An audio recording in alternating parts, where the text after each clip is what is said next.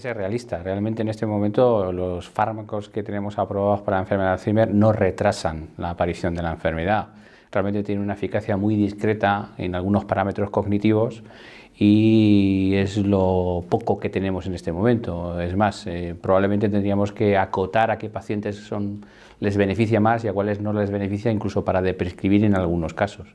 Hay polémica porque, por ejemplo, en Francia pues, se han desfinanciado, quizás es una medida algo exagerada, dejar a toda la población sin financiación para los fármacos frente a la enfermedad de Alzheimer, pero sí es verdad y esconde una realidad que son fármacos que no son altamente eficaces y que probablemente habría que orientarlos a grupos específicos donde sean más efectivos.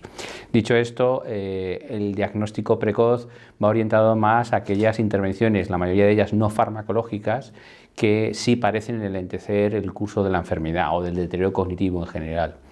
Algunas son obvias, el ejercicio físico, la estimulación cognitiva, el control de los factores de riesgo cardiovascular, sí, eso lo sabemos desde los últimos 10 años, que tanto la hipertensión como la diabetes, como la dislipemia son factores que agravan y empeoran el pronóstico de este tipo de enfermedades.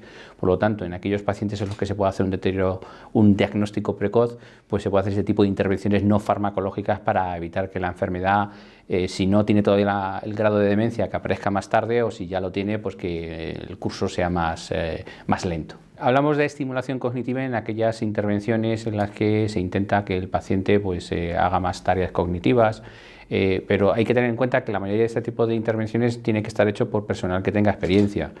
Desgraciadamente no tenemos una red asistencial ni tampoco está financiado por la sanidad pública que los pacientes con enfermedades neurodegenerativas pueden acceder a este tipo de recursos. Es un gran hándicap y que muchas veces son las fundaciones, las asociaciones de pacientes las que intentan de alguna manera solventar este problema. Yo siempre digo que la estimulación cognitiva es beneficiosa siempre que se haga en manos expertas por neuropsicólogos y por personal de apoyo como terapeutas ocupacionales, logopedas y también con actividades en las que los pacientes se sientan motivados. Muchas veces por falta de recursos a los pacientes ancianos les ponemos una serie de tareas por la tarde en su casa que si no les motiva pues no les van a estimular y eso lo puede entender cualquiera. Es más fácil que intente esforzarse en sus hobbies, en las tareas que a ellos les motiven y les guste, más que intentar esforzarles a hacer algunas tareas que realmente no va a ser una estimulación cognitiva eficaz. Desgraciadamente todavía nos falta por conocer mucho de los mecanismos que originan la enfermedad de Alzheimer. Mucho quizás se esté infraestimando, que casi no sabemos nada, en el sentido de que hace más de 100 años Alois Alzheimer describió las dos lesiones fundamentales de la enfermedad que lleva su nombre, que son los ovillos neurofibrilares y las placas de amiloide, y 110 años después seguimos hablando de lo mismo, pero detrás de esas dos lesiones todavía sabemos muy poco de qué es lo que origina. Por lo tanto, no es de extrañar que aparezcan multitud de líneas de investigación en ciencia básica asociando diferentes factores a la aparición de este tipo de lesiones. En los últimos 10 años hemos aprendido mucho sobre los factores de riesgo cardiovascular, desde la hipertensión, la diabetes, la obesidad también es un factor que se asocia independientemente, de tal manera que sabemos que algo pasa también desde el punto de vista vascular y que probablemente induce la aparición de ese tipo de lesiones. Y por otro lado, cada vez aparecen nuevas referencias sobre la posible relación con algún agente infeccioso. Es un tema recurrente, pero realmente todavía no tenemos la prueba cierta de que hay una relación directa entre una infección y una enfermedad neurodegenerativa y por lo tanto pues desde hallazgos de DNA viral, sobre todo el grupo herpes a nivel del sistema nervioso central, hongos que se pueden cultivar en tejido de pacientes que han tenido enfermedad de Alzheimer y también cambios en la microbiota. Hoy en día la microbiota parece relacionarse con todo y no sabemos si puede ser causa o consecuencia. También es verdad que estamos hablando de pacientes en los que una enfermedad de este tipo les provoca cambios enormes, no solamente a nivel conductual, sino también a nivel de sus hábitos de vida y los hábitos de vida, tanto la alimentación como el resto de las actividades que haga, pues le puede producir un cambio en su microbiota. Por lo tanto, en este momento sí son líneas de investigación interesantes y que probablemente nos den información sobre la fisiopatología de la enfermedad de Alzheimer, pero a día de hoy todavía no podemos afirmar que haya una relación causal directa con este tipo de enfermedades neurodegenerativas. El estudio H2H o Heart to Head, que es el que en nuestro hospital, el Hospital 12 de Octubre, junto al Servicio de Cardiología, lideramos, es un estudio ambicioso porque la mitad se hace en Nueva York, porque el investigador principal es Valentin Fuster, que es el director del CENIC, y lo que pretende es ver el impacto que tienen los factores de riesgo cardiovascular en el desarrollo de deterioro cognitivo, demencia y en la amiloidosis, el acúmulo de beta amiloide en el cerebro, que es el principal o el biomarcador más precoz que conocemos en este momento de enfermedad de Alzheimer. En este momento se ha terminado prácticamente el reclutamiento de la primera fase, la fase transversal de los pacientes. Van a ser en esta fase del estudio unos 200 pacientes y se le va a seguir hace 18 meses a ver si desarrollan deterioro cognitivo o enfermedad de Alzheimer y si aparece amiloidosis en pruebas de PET de amiloide, que es una prueba para ver si se puede observar en vivo si existe una acumulación de esta proteína en el cerebro. Estamos muy ilusionados con el proyecto porque es un proyecto ambicioso y que se hace en las dos orillas del Atlántico, tanto en Nueva York como en España, y creemos que nos va a aportar información sobre qué impacto puede tener los factores de riesgo cardiovascular y la arteriosclerosis en general sobre el inicio de la amiloidogénesis, que a día de hoy es el inicio de lo que parece la enfermedad de Alzheimer. Habría que preguntarse a la industria farmacéutica, ¿no?, que es la que en gran parte financia los ensayos clínicos. Si es verdad que hay dos cosas que nos diferencian, por ejemplo, del mundo de la oncología. Primero, que en la ciencia básica, en el ámbito de la oncología, tiene un mayor conocimiento sobre las dianas moleculares que hay que atacar. Y realmente en la enfermedad de Alzheimer las dos dianas las conocemos desde hace 110 años, que es el beta amiloide y la proteína tau, que está dentro de los ovillos neurofibrilares. Y hay que tener en cuenta además que la proteína tau, que está en los ovillos neurofibrilares, está dentro de las neuronas, y durante mucho tiempo hemos creído que no podía ser una buena diana terapéutica porque era difícil de acceder. Hoy en día parece que las cosas han cambiado y ya están apareciendo nuevos ensayos en relación con la proteína tau, porque se conoce desde hace 10 años que puede salir al exterior de la neurona y puede ser un momento para poder atacarlo. Dicho esto, nos concentramos en pocas dianas moleculares, y además esas dianas moleculares tenemos dudas si realmente son las causales directas de la enfermedad de Alzheimer. Hoy en día estamos casi seguros que no, que hay algo detrás que los está generando. Desde luego, los ensayos clínicos que se han desarrollado frente al beta amiloide pues han fracasado, hay que ser realistas. Y el último gran ensayo que se publicó en New England a principios del año pasado, en el 2018, pues fue motivo de un editorial en la misma revista en la que el autor expresaba que, así de claro, que tenemos que estar algo tontos por continuar con la vía beta amiloide, o por lo menos intentar reconsiderar otras opciones o ver otra estrategia frente a ese tipo de proteína. Por lo tanto, tenemos pocas opciones, y esas opciones parece que tenemos barreras en el camino y que nos están dando fracasos.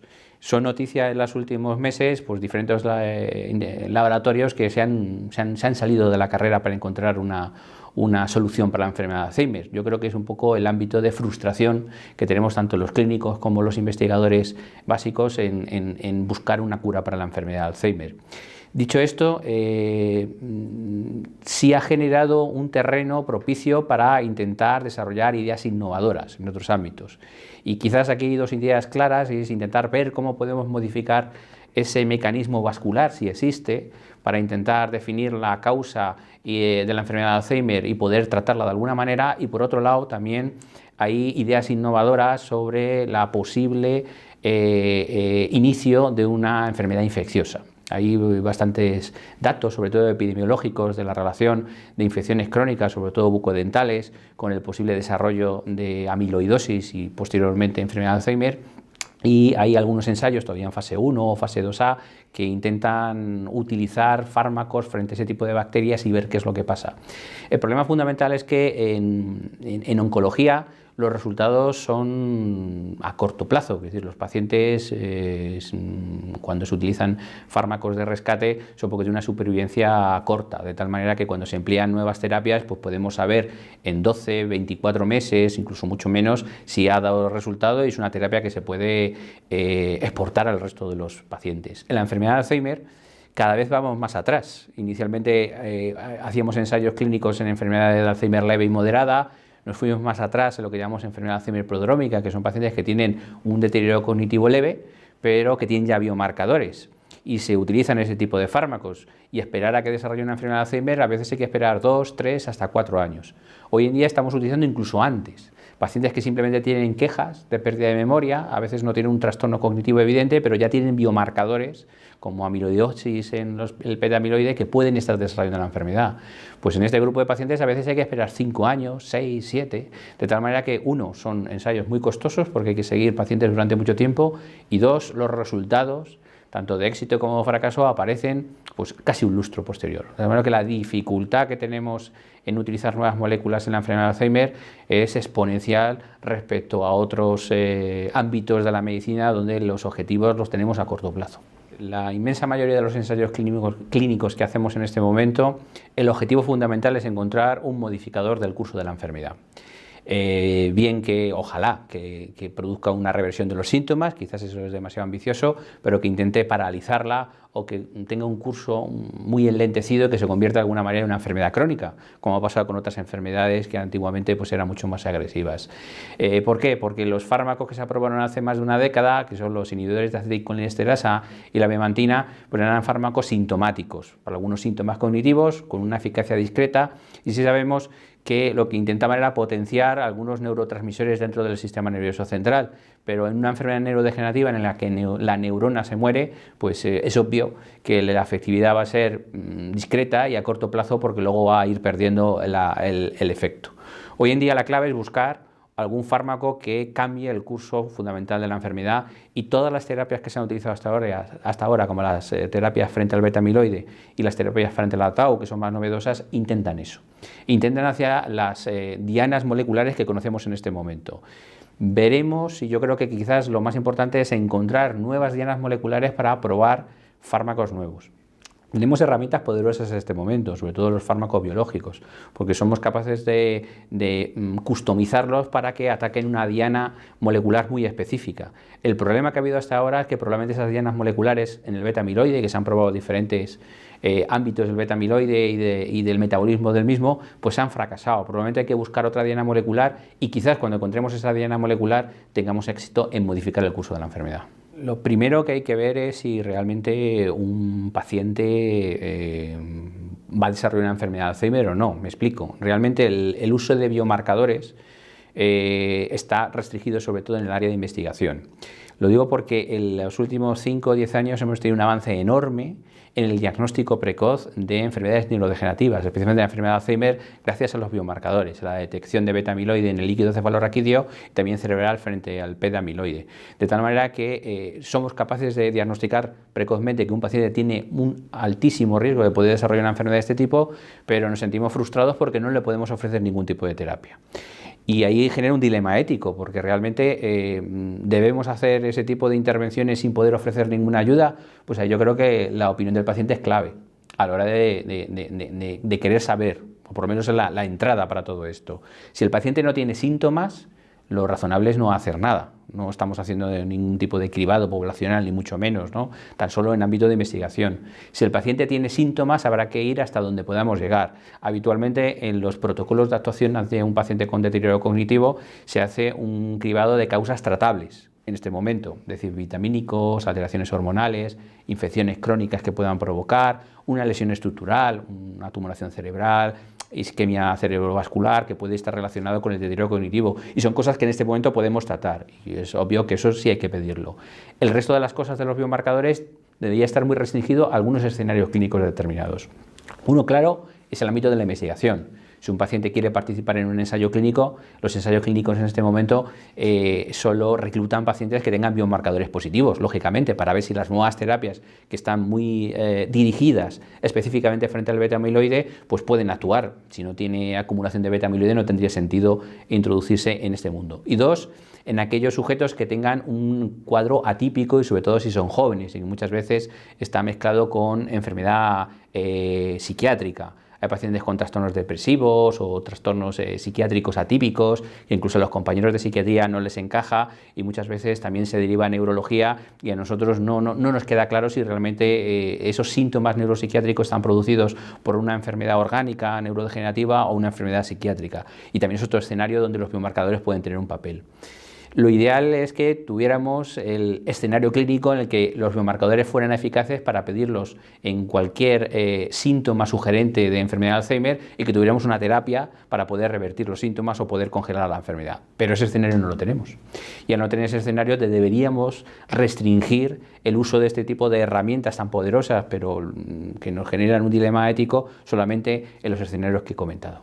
Yo creo que hay dos ámbitos fundamentales. Uno es aquel paciente que es consciente de lo que le está pasando y que sabe que algo está sucediendo en su cerebro porque el rendimiento no es el adecuado y que hay que aportar también un apoyo psicológico porque la probabilidad de que el paciente desarrolle una depresión reactiva es elevada.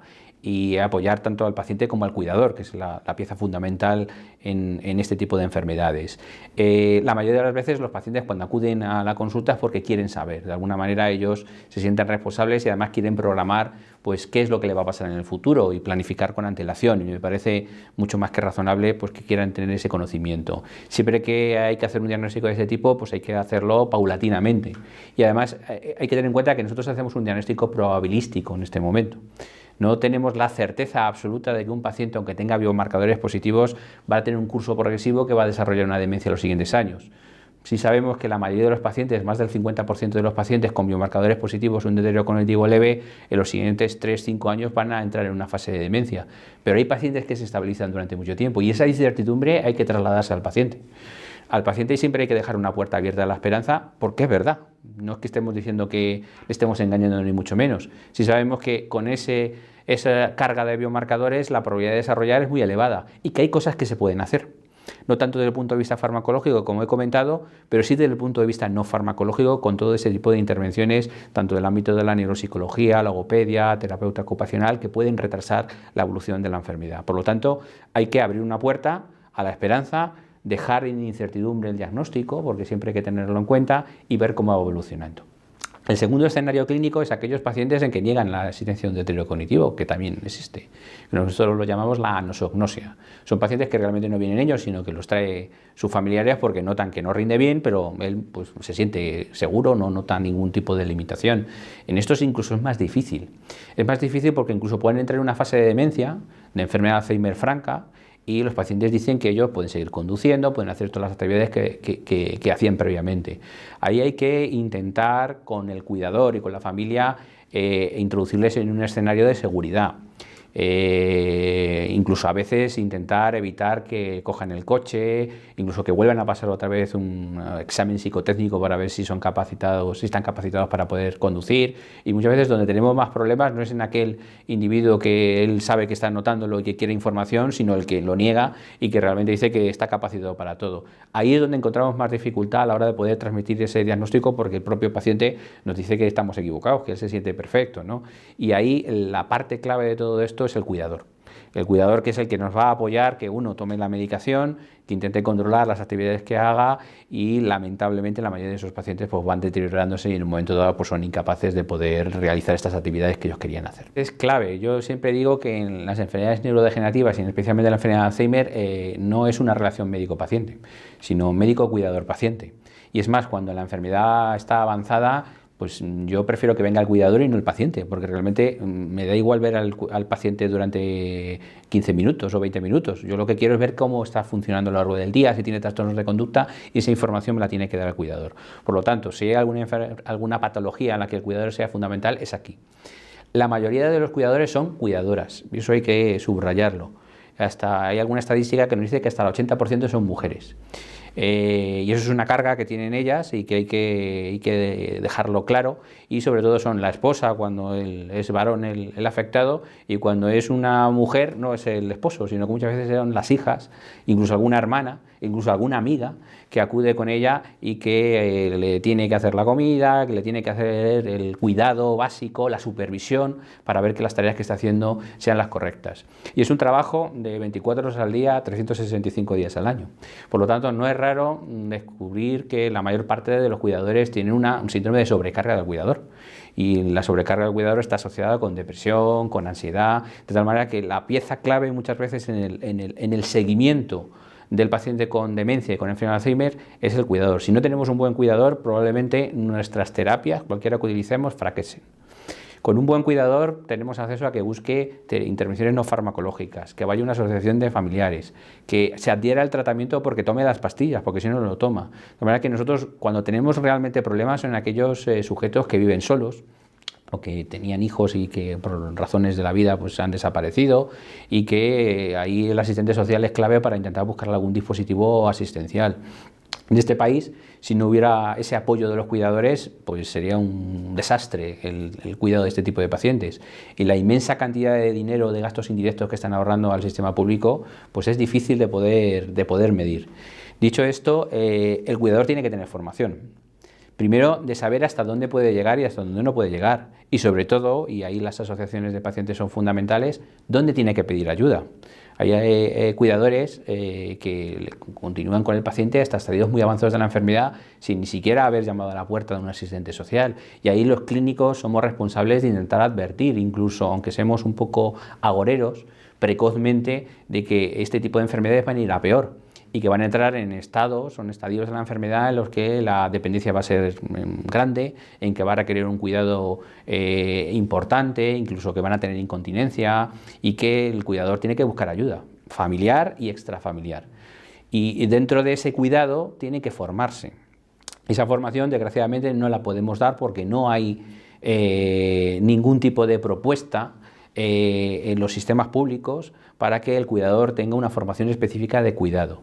En nuestro servicio recientemente hemos hecho, pero solemos hacer algún tipo de jornada para informar y formar a los cuidadores. Primero, conocer la enfermedad, porque muchas veces desconoce el cuidador cómo va a evolucionar la enfermedad, qué tipo de complicaciones pueden aparecer, qué es lo que se puede hacer desde casa, qué ambiente doméstico hay que establecer a la hora de enfrentarse, sobre todo, por ejemplo, con los trastornos de conducta neuropsiquiátricos que aparecen en este tipo de enfermos. Y luego también darle válvula de escape a esa sensación de opresión continua y de cuidado de las 24 horas del día.